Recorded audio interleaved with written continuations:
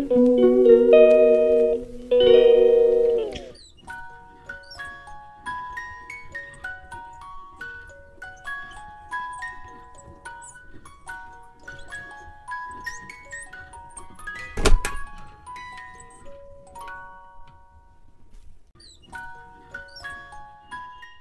Everyone, kitchen flavour জালিয়ার পক্ষ থেকে সকলকে স্বাগত। আজ শুক্রবার, আমার এই সপ্তাহের শেষ ব্লগ।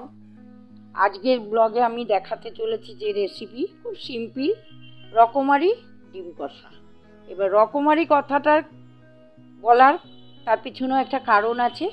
রকমারি মশলা দিয়ে ডিম কষা, সেটা আমি ব্যাখ্যা করে দেব। আমি কড়াই বসিয়ে দিয়েছি, আমি কিভাবে কি করছি, কি কি মশলা দিয়েছি, সব কিছু আমি বলবো। তোমরা দেখতে থাকো, পাশে থাকো। পুরো রান্নাটাই সর্ষের তেলে হচ্ছে। সর্ষের তেল দিয়ে দিলাম ডিমটা ফ্রাই করার জন্য। ডিম ভেজে নেওয়ার জন্য এখানে একটু নুন আর হলুদ আমি তেলের মধ্যে দিয়ে দিচ্ছি। দিয়ে দিচ্ছি ডিম। আমি এখানে 4টে ডিম নিয়েছি।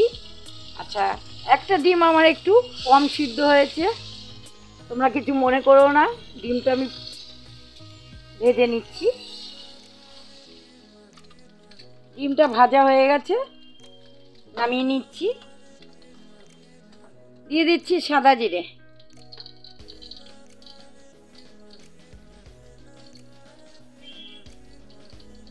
দিয়ে দেবো তেজপাতা, দিয়ে দিলাম পরিমাণ মতো পেঁয়াজ কুচি। যেহেতু আমি 4টে ডিম নিয়েছি, সেই পরিমাণ অনুযায়ী সমস্ত মশলা একটু হালকা ব্রাউন করে নেব। রকমারি ডিম কষা বলার পিছনে যে কারণটা, সাধারণত আমরা রেগুলারে যে মশলা ইউজ করি সেটা দিয়েই আমরা ডিম কষাটা করি, কিন্তু আজকে আমি এই ডিম কষার মধ্যে নিয়েছি 1 চামচ চার মগজ। যেহেতু 4টে ডিম, সেই অনুযায়ী 3টে কাজু বাদাম, 4টে শুকনো লঙ্কা, হাফ চামচ ধনে, গোটা ধনে, হাফ চামচ গোটা জিরে মিলিয়ে ওটা দিয়েছি। আর গরম মশলা পরিমাণ মতো দিয়েছি। পেঁয়াজ দিয়েছি, একটা মাঝারি টাইপের পেঁয়াজ, সব দিয়ে পেস্ট করেছি। আচ্ছা, আমি 1 চামচ ফ্রেশ ক্রিম নিয়েছি, আর বড় 1 চামচের 1.5 চামচ আর কি দই নিয়েছি। এবার এটাকে আমি একটি মিক্সার জারে নিয়ে মশলাগুলো পেস্ট করে নিয়েছিলাম, আর এগুলো দিয়ে দিচ্ছি। এবার আমি একটু মশলাটাকে গরম জল দিয়ে আমি একটু গুলিয়ে নেব।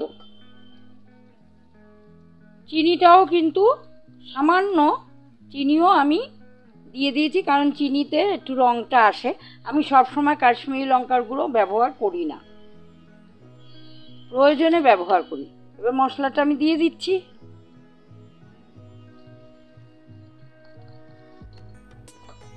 কড়াইশুঁটিটাও দিয়ে দিচ্ছি।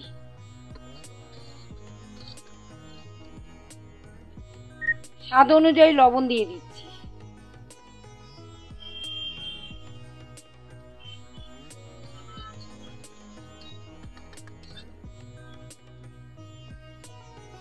এবার আরেকটু গরম জল দিচ্ছি, কারণ এটা কষুক। মশলা না ভালো মতো কষলে কাঁচা গন্ধ লাগবে, এটা সবারই জানা। কষতে থাকুক, আমি একটু ঢেকে দিচ্ছি।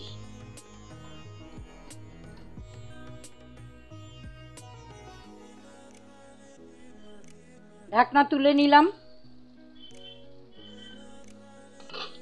মশলাটা কিন্তু খুব সুন্দরভাবে কষে গেছে, দেখতেই পাচ্ছ তেলটা বেরিয়ে গেছে। এবার আমি ডিম দেব।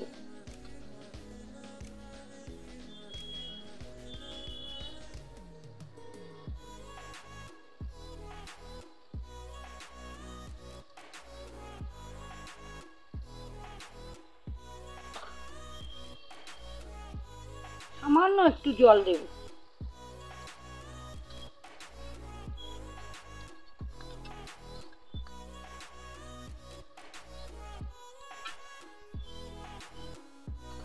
আর একটু ঢেকে দিলাম।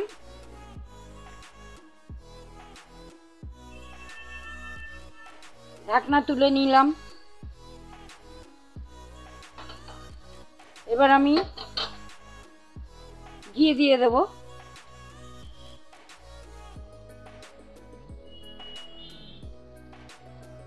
রকমারি মশলার ডিম কষা তোমাদের কেমন লাগলো অবশ্যই কমেন্টে জানিও। তোমরাও ওইভাবে রান্না করে খেও। যদি ভালো লেগে থাকে তাহলে কমেন্ট করে দিও, লাইক করে দিও। আর রোজ এক কথা বলবো না, তবু বলতে হয়, ভাবি বলবো না, একটু বন্ধুবান্ধব নিজেদের লোকেদের মধ্যে একটু শেয়ার করে দিও। সাবস্ক্রাইব যারা করোনি তারা করে দিও। আর আজকের রান্না কেমন লাগলো অবশ্যই লাইক করো ভালো লাগলে, আর কমেন্টে জানিও। নতুন নতুন রান্না দেখার জন্য আমার চ্যানেলকে ফলো করো এবং সাবস্ক্রাইব করো, নোটিফিকেশান পেয়ে যাবে। সবাই আমার রান্না এভাবে দেখতে থাকো, আমার পাশে থাকো। আমি আগামী দিনেও তোমাদের সামনে ভালো ভালো রান্না তুলে ধরার চেষ্টা করব। এবং তোমরা যদি আমার পাশে থাকো তাহলেই আমি পারবো। এবং কমেন্টে একটু জানিও, তাহলে আমার মনের জোরটাও বাড়বে এবং রান্না করার একটা আগ্রহ আমার তৈরি হবে। যদি কোনো রান্না মনে করো যে এই রান্নাটা করে দেখাতে, অবশ্যই কমেন্টে বলবে, যা লিখে জানাবে। আমার সাধ্যের মধ্যে যদি হয় আমি অবশ্যই রান্না করে দেখাবো। সকলকে আমার রান্না দেখার জন্য, আমার চ্যানেলে চোখ রাখার জন্য অনুরোধ করছি। সবাই আমার চ্যানেলে চোখ রেখো এবং নতুন নতুন রান্না দেখতে থাকো, পাশে থাকো।